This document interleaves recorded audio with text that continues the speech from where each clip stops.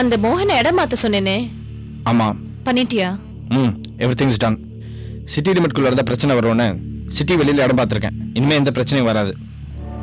இல்ல ஷாம், நாம அவனை எங்க மாத்தி வச்சாலும் நிச்சயமா ஸ்ரீனிவாசன் பார்வையிலேருந்து அவன் தப்பிக்க முடியாது. என்னைக்கு இருந்தாலும் அவனுக்கு ஸ்ரீனிவாசனால பிரச்சனை தான்.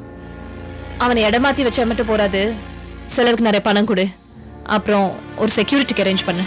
அரேஞ்ச் பண்ணிடுறேன். என்ன ஒரு இன்வால்வ்மெண்ட் இல்லாம பேசுற? இல்ல, எனக்கு இதெல்லாம் தொடரணுமான்னு தோணுது. எது? அக்கா, நான் இதை பத்தி ஏற்கனவே உங்ககிட்ட பேசியிருக்கேன். எந்த விஷயத்தை பத்தி ஷாம்? அக்கா, மூர்த்தியை கொலை பண்ணதே இந்த மோகன் தான். மோகன் ஏவி விட்டது ஸ்ரீனிவாசன். மோகன் வெளில வந்தா கண்டிப்பா ஸ்ரீனிவாசனை பத்தி சொல்லுவாங்கிற பயம் ஸ்ரீனிவாசனுக்கு இருக்கும். அதனால மோகன் வெளியில வந்தா நிச்சயமா ஸ்ரீனிவாசன் கொலை பண்ணிடுவாரு. அதனால தானே நம்ம மோகனை நம்ம கஸ்டடியில வச்சிருக்கோம். அக்கா, நம்மளை சுத்தி நம்ம எதிரிங்களே வளர்த்துட்டு இருக்கோம். ஒரு பக்கம் என்னதான் ஆர்கே குடும்பம் நம்மளை விட்டு போனாலும் எல்லாம் கும்பலா சேர்ந்து நம்மளை எப்படி அழிக்கலான்னு கொந்தளிச்சிட்டு இருக்காங்க. ஆர்கே உன்னை சைலண்டா இன்சல்ட் பண்ணாலும் அதே மாதிரி மதன், கார்த்திக், அர்ஜுன் எல்லாம் ரியாக்ட் பண்ணுவாங்கிறது நிச்சயம் கிடையாது. யார் எப்படி நடந்துப்பான்னு சொல்ல முடியாது. இப்படி உன்னை சுத்தி எல்லாமே பிரச்சனையாவே இருக்கு. மனசால செய்யறாரோ இல்ல மனசுல வேற ஏதோ வச்சுக்கிட்டு செய்யறாரோ, ஆக மொத்தம் ஸ்ரீனிவாசன் உனக்கு உதவி செய்யறாருல்ல, அவரை பகிச்சுட்டு நீ என்ன செய்ய போற? சரி, இப்ப என்னென்ன பண்ண சொல்ற? முதல்ல ஸ்ரீனிவாசனுக்கும் உனக்கும் நடக்கிற கோல்டு வார நிறுத்துங்கிறேன். சமாதானமா போ. அக்கா, நமக்கு இருக்கிற எதிரி ஆர்கே குடும்பம் மட்டும்தான். ஸ்ரீனிவாசன், அதுவும் நம்ம ரம்யா வாழ்ற ஸ்ரீனிவாசன் குடும்பம் கிடையாது. அதை நீ நல்லா புரிஞ்சுக்கோ. அதே மாதிரி உனக்கு எப்படி உங்க அப்பா மேல பாசமும் மரியாதையும் இருக்கோ, அதே மாதிரி ரம்யாவோட புருஷனுக்கும் அவன் அப்பா மேல பாசமும் மரியாதையும் இருக்கும். அதனால்தான் நான் சொல்றேன், அவங்க கூட சமாதானமா போயிடு. என்ன யோசிக்கிறேன்? இதுக்கெல்லாம் எனக்கு பதில் சொல்லணுங்கிற அவசியம் இல்ல. இதோட பதில நீயே தெரிஞ்சுக்கணும், அவ்வளவுதான்.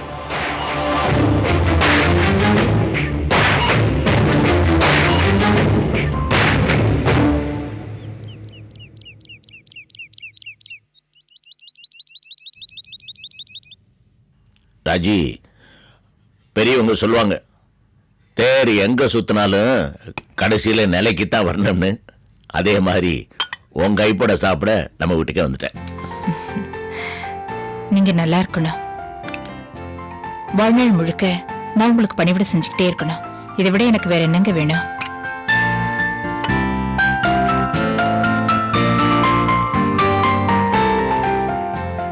ராஜி, நான் மதன் ஆபீஸ் போயிருந்தேன்.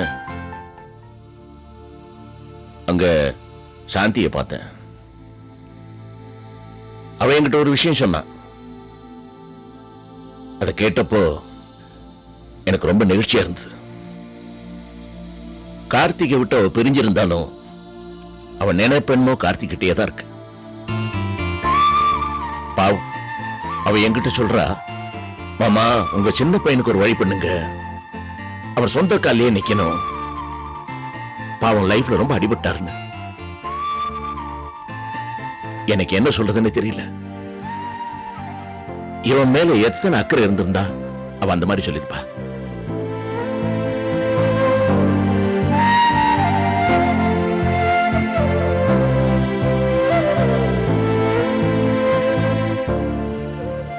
கார்த்திக், நிச்சயமா சாந்தி ஒரு நாள் உங்ககிட்ட வந்து சேருவாடா. கண்டிப்பா அது நடக்கும்பா. Good morning. வா விஜி. டிஃபன் சாப்பிடாப்ல இருக்கு? ஆமாமா, அவருக்கு வைமா. எனக்கு ஒண்ணு வேணாமா, சாப்பிட்டே வந்துட்டேன். அப்புறமா காஃபி மாத்திரம் கொடுங்க, சுகர் மாத்திரம் ஜாஸ்தி போடுங்க. சரி. என்ன விஜி, பெரிய குஷி மூட்ல வந்திருக்காப்ல இருக்கு. ஆமா. என்ன விஷயம்? ஒண்ணும் இல்ல, நம்ம சேம்பர் மெம்பர்ஸ் எல்லாம் உங்களை மீட் பண்ணணும்னு சொன்னாங்க. ஒரு சின்ன விருந்து கூட ஏற்பாடு பண்ணிருக்காங்க. வேணாம்பா, அதெல்லாம் வேணாம். அதெல்லாம் அழுத்து போய் விட்டாச்சு. இல்ல ஆர்கே, நீங்க அப்படி எல்லாம் சொல்லக்கூடாது. எனக்காக நீங்க அங்க வரீங்க, எனக்கு அது பெருமை இல்லையா? இவ்வளவு தூரம் சொல்றாருல, போயிட்டு வாங்க. உங்க நண்பர்களை பார்த்தா உங்களுக்கும் கொஞ்சம் ஆறுதலா இருக்கும். ஆர்கே, வெறும் ஜம்பத்துக்காக இந்த விருந்து வைக்கல. ஆனா ஒண்ணு, நாம நல்லா இருக்கோம்னு 4 பேருக்கு தெரிஞ்சாகணும். ஆர்கே தளரல, அதே வேகத்தோட தான் இருக்காருன்னு எல்லாருக்கும் தெரிஞ்சாகணும். குறிப்பா எதிரிங்க பார்வைக்கு தெரியணும். அங்கிள் சொல்றது கரெக்ட் தான்ப்பா. நீங்க போயிட்டு வாங்க. சரிப்பா, நான் வரேன். Thank you so much. இப்ப காஃபி கொடுங்க. சரி.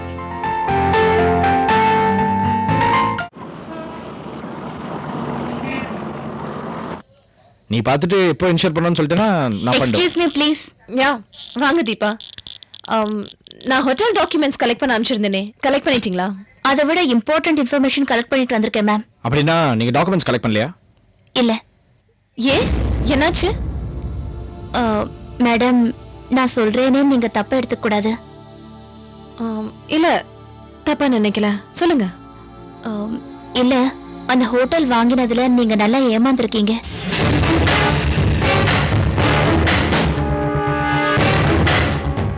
உங்களை நல்லா ஏமாத்திருக்காங்க. Deepa, yes madam. வெளியில நீங்க முன்ன பின்ன கொடுத்து வாங்கிருக்கலாம், அது உங்களோட இஷ்டம். அத பத்தி நான் ஒன்னும் இன்டர்ஃபியர் பண்ண போறதில்ல. ஆனா இது ஏற்கனவே பிரச்சனையில இருந்த ஹோட்டல்னு தெரியாம நீங்க இன்வெஸ்ட் பண்ணிருக்கீங்க. இந்த பிரச்சனை பத்தி ஏற்கனவே தெரிஞ்சவங்க லேபர் யூனியன் லீடர் மூலமா உங்களை ஏமாத்திருக்காங்க. யாரு? மேடம் யாருக்கு பவர் ஆஃப் அட்டார்னி கொடுத்தாங்களோ அவர்தான்.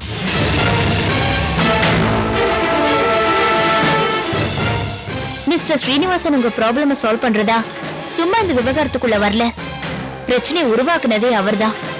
அவரும் யூனியன் லீடரும் பேசி வச்ச மாதிரியே தான் இந்த strikes, lockouts, negotiation, power transfer எல்லாமே நடந்திருக்கு. உண்மையா? 100% மேம். ஒரு பெரிய சதித்திட்டம் தீட்டி தான் இதெல்லாம் நடந்திருக்கு. யூனியன் லீடரும் மேனேஜரும் பேசுறத நானே கேட்டேன் ma'am. Thanks Deepa. Ma'am, one small request. இந்த விஷயம் உங்களுக்கு தெரிஞ்ச மாதிரி யார்கிட்டயும் காட்டிக்காதீங்க. இல்ல, நான் பாத்துக்கிறேன். Okay ma'am.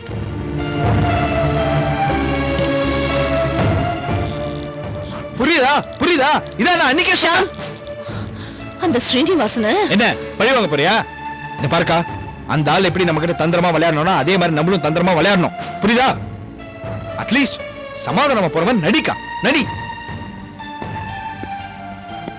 நான் சொல்றதுல இதையாவது செய்.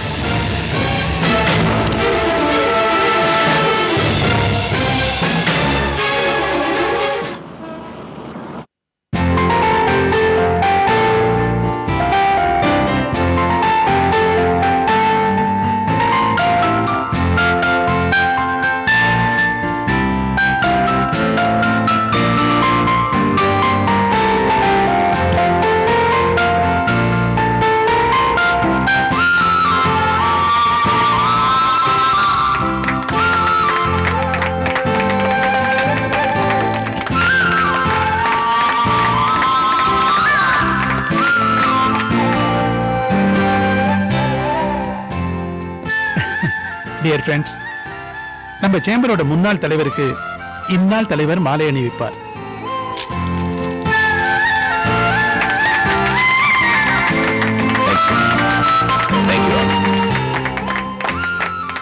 உங்களுக்கெல்லாம் ஆர்கே பத்தி நான் சொல்லிதான் தெரியணுங்கிறது இல்ல. ஆர்கே பிரசிடென்டா இருந்த போது நம்ம சேம்பருக்கு பெருமை. அவரால நாம எவ்வளவோ நன்மைகள் அடைஞ்சிருக்கோம். அவரோட மனசாந்திக்காக கொஞ்ச நாள் வெளியூர் போயிருந்தாரு. இப்ப திரும்பி வந்திருக்காரு. அவரை வருக வருக என்று வரவேற்போம். Give him a big hand, please.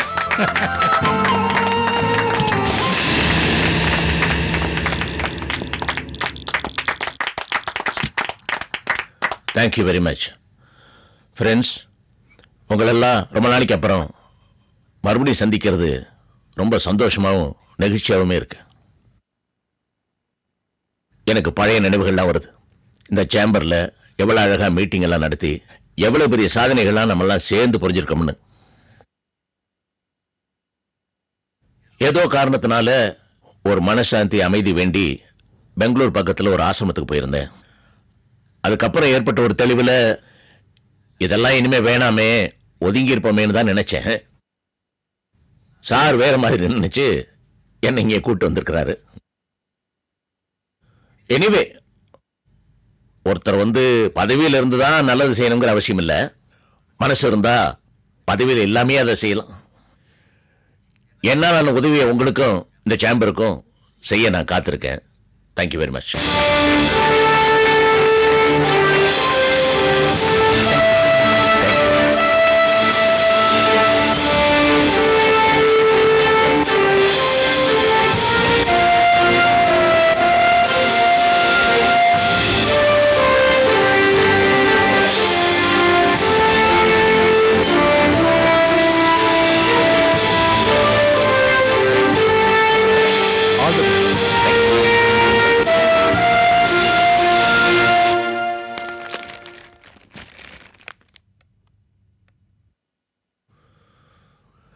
எல்லாருக்கும் ரொம்ப தேங்க்ஸ்.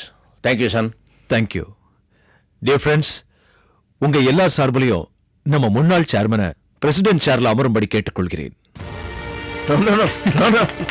ப்ளீஸ். ஹலோ,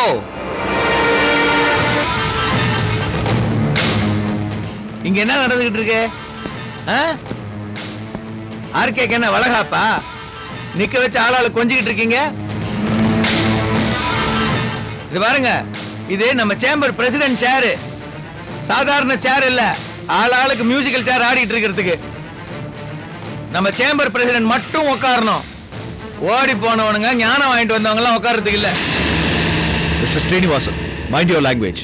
ரூல்ஸ் சொன்னா பிரசிடென்ட்க்கு ஏன் இப்படி பிரஷர் ஏறுது? ஏன்பா மத்த மெம்பர்ஸ்லாம் ஒன்னும் சொல்ல மாட்டீங்களா? திங்கிறதுக்கு தான் வாயா? ஹலோ, ஒரு நாட்டுல மேயர் சீட்டுக்கு ஒரு நல்ல சிட்டிசனை ஒரு நாள் மேயரா உட்கார வைப்பாங்க. அதெல்லாம் படிச்சவனுக்குள்ள தெரியும். ஆமாம்பா விஜயகுமாரா, நான் படிக்காதவன் தான். ஒன்ன மாதிரி டபுள் எம்ஏ எல்லாம் படிக்கல. இருந்தாலும் நம்ம சேம்பருடைய ரூல்ஸ் எல்லாம் எனக்கு அத்துப்படியா தெரியும். இந்த சேம்பர் பிரசிடென்ட்டோட சேர்ல நம்ம சேம்பர் பிரசிடென்ட் மட்டும் தான் உட்காரணும். வேணா மாண்புமிகு ஆர்கே தி கிரேட் இருக்காரு, முன்னாள் பிரசிடென்ட், அவரை கேளுங்க. தயவுசெய்து பேஷன்ஸ் ப்ளீஸ். ப்ளீஸ் தயவுசெய்து எல்லாரும் அமைதியா இருங்க. நீங்க கூலா யோசிச்சு பாத்தீங்கன்னா மிஸ்டர் சீனிவாசன் சொன்னதுல எந்த தப்பு இல்லைன்னு நீங்களே ஒத்துக்குவீங்க.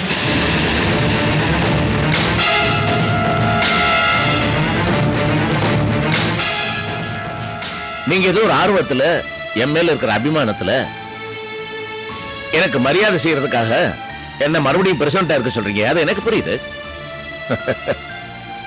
ஆர் அமர் யோசிச்சார்னா அவருக்கும் புரியும். ஆனா அவர் சொல்ற மாதிரி பிரசிடண்டா என்ன நினைச்சவங்களா ஆயிட முடியுமா? எலெக்ட் ஆனா தானே முடியும். இல்லைன்னா எலெக்ஷன் எதுக்கு, பேலட் எதுக்கு, கவுண்டிங் எதுக்கு? இதெல்லாம் நமக்கு தெரிஞ்சதுதான். இதே அவர் கொஞ்சம் சாதாரணமாகவே சொல்லியிருக்கலாம், ஏதோ கொஞ்சம் கடுமையா சொல்லிட்டாரு. அதனால என்னப்போ, இதெல்லாம் நான் பார்த்தது தானே. பதவியில் இருந்தாச்சு, பண்ணியாச்சு. இன்னும் இந்த சேம்பருக்கு என்னெல்லாம் பண்ணுமோ அதெல்லாம் பண்ணத்தான் போறேன். அதுக்கு பதவியில் இருக்குங்கிற அவசியமே இல்லை. நான் எங்க இருந்தாலும் பண்ணுவேன். நான் இப்ப இந்த பிரசிடென்ட் சேர்ல உட்கார மாட்டேன்னு சொன்னது காரணமே வேற. ஏன்னா எனக்கு தெரியும் எந்த பதவியுமே நிரந்தரமும் இல்ல. இந்த பதவியில உட்கார்ந்தாதான் பெரிய மனுஷங்கிறதும் இல்ல. சேம்பருக்கு நல்லது பண்ணணும்னா எப்ப வேணா பண்ணலாம், எந்த பொசிஷன்ல வேணா பண்ணலாம். சேம்பர் மெம்பர் எப்ப ஆயிட்டோமோ அப்ப எல்லாருமே ஈக்குவல் தான். இதுக்கே இவ்வளவு பெரிய சர்ச்சை தான் எனக்கு புரியல. இந்த பிரசிடென்ட் சேரை பத்தி மிஸ்டர் சீனிவாசன் ஒரி பண்ண அளவுக்கு நான் ஒரி பண்ணிக்கல. Well said RK, well said, excellent. சீனோ, பெரிய மனுஷங்களுக்கு பெரிய மனசு இருக்கணும்னு சொல்லுவாங்க. நீ பெரிய மனுஷன் தான், ஆனா உன் மனசு இன்னும் குறுகலாவே இருக்கு. நீ அவரை மட்டம் தட்டணும்னு பார்த்த, அவரோட பேச்சாலும் குணத்தாலும் எங்கேயோ வசந்து போயிட்டாருப்பா. நீ இனிமே அவரை அண்ணாந்து தான் பார்க்கணும். போ போ. நீ யாரா என்ன போன் சொல்றதுக்கு? உன் நல்லதுக்கு தானப்பா சொல்றேன். எனக்கு எது நல்லது எது கெட்டதுன்னு தெரியும். உன் அட்வைஸ்லாம் எனக்கு ஒண்ணும் தேவையில்லடா. ஆத்திரக்காரனுக்கு புத்தி மட்டும் நான் சொல்றது நீ கேளு. சொல்றது ப்ளீஸ். நான் தான் சொன்னேனே, சீனிவாசன் சொன்னதுல எந்த தப்பும் இல்லை. Okay. It's okay, take it easy Viji. Srinivasan please join us. Come come on. பாத்தீங்களா இருக்கே என்ன இட்ஸ் ஓகே, கம் கம்லாம்.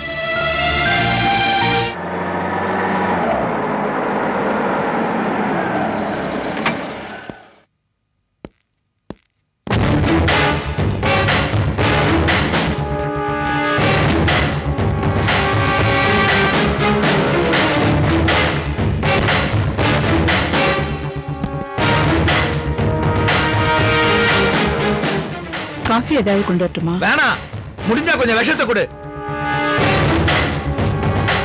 ஏன் நின்னுட்டு இருக்க? போகல.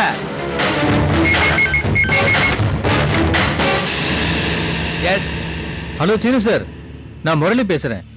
ஆர்கே சேம்பருக்கு வந்தாராமே. ஆர்கே சேம்பருக்கு வந்தா அதுக்கு என்னப்பா? இல்ல உங்களுக்கு அவருக்கு ஏதோ பிரச்சனை கேள்விப்பட்டேன். நான் ஒண்ணும் பிரச்சனை பண்ணல, அவனா வந்து பிரச்சனை பண்ணான். என்னவோ பெரிய ஞானி மாதிரி தத்துவம் பேசிக்கிட்டு இருக்கான். அவனை சுத்தி எல்லாம் ஜாலரா போட்டுக்கிட்டு இருக்காங்க. அதை பார்த்து எனக்கு தாங்கல. அப்படி இல்ல சீனு சார், நீங்க கொஞ்சம் அனுசரிச்சு போலாம்ல. ஏய், நான் எதுக்குடா அவனுக்கு போய் அனுசரிச்சு போனோம்? பெரிய மனுஷன் அந்த ஆர்கேவே. இல்ல சார், என்ன இருந்தாலும் இந்த ஆர்கே கொஞ்சம் பெரிய மனுஷன், அதனால நீங்க கொஞ்சம். அவனுக்கு நான் பயப்படணுமா? எதுக்கு? இது பாரு, என்ன இன்சல்ட் பண்ணவங்களை யாரையும் நான் சும்மா விட்டதில்ல. ஆர்கே இனிமே என்ன பாடுபடுறான்னு பாரு. என்னடி? வேண்டாங்க. என்ன வேணாம்? பாவங்க, எல்லாத்தையும் இழந்து அவரே தேசாந்திரம் போயிட்டு வந்திருக்காரு. அவர்கிட்ட எங்க வம்பு இழுக்கிறீங்க? வேண்டாங்க, விட்டுருங்க. இத சொல்றதுக்கு தான் நின்னியா? என் வலி எனக்கு தாண்டி தெரியும். உன் புருஷனை அந்த ஆர்கே பப்ளிக்கா இன்சல்ட் பண்ணிட்டான். அவரா உங்ககிட்ட எதுவும் பேசியிருக்க மாட்டாரு. அவர் தான் யாரு வம்புக்கும் போறது இல்லையே. நீங்களும் சம்பந்தி அம்மாவும் தான் அவரை விடாம துரத்திட்டு இருக்கீங்க. இதெல்லாம் கொஞ்சம் கூட நல்லா இல்ல. உங்களை நீங்க மாத்திக்கணும். நிறுத்துங்கப்பா. அம்மாவை ஏன் அடிக்க போறீங்க? உங்களுக்கு யார் மேலே தோணா அது அம்மா மேலதான் காட்டணுமா? அப்படி என்ன அம்மா தப்பா சொல்லிட்டாங்க? ஏய், இங்க என்ன நடந்துன்னு தெரியாம பேசிக்கிட்டு இருக்காத, போ. நீங்க நிச்சயமா எதுவும் நல்லதா சொல்லிருக்க போறது இல்ல. அம்மா அதை தட்டி கேட்டிருப்பாங்க, அதானே? பெரிய தீர்க்கதரிசி போடா. நல்லது சொன்னா உங்களுக்கு எல்லாம் கோவம் தான் வரும். ஏய், நீ சொல்லி நான் கேட்க வேண்டிய தேவையில்லை. நான் இல்ல, போடா. என்னங்க என்னது இது? மாமா கிட்ட போய் வார்த்தைக்கு வார்த்தை பேசிட்டு இருக்கீங்க. உள்ள போங்க.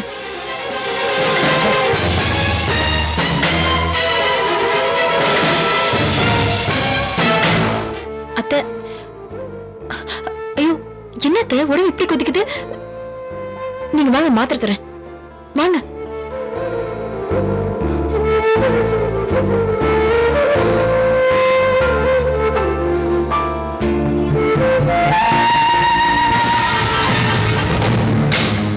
போற போக்க பார்த்தா பொண்டாட்டியே காட்டி கொடுத்துருவா போல இருக்க.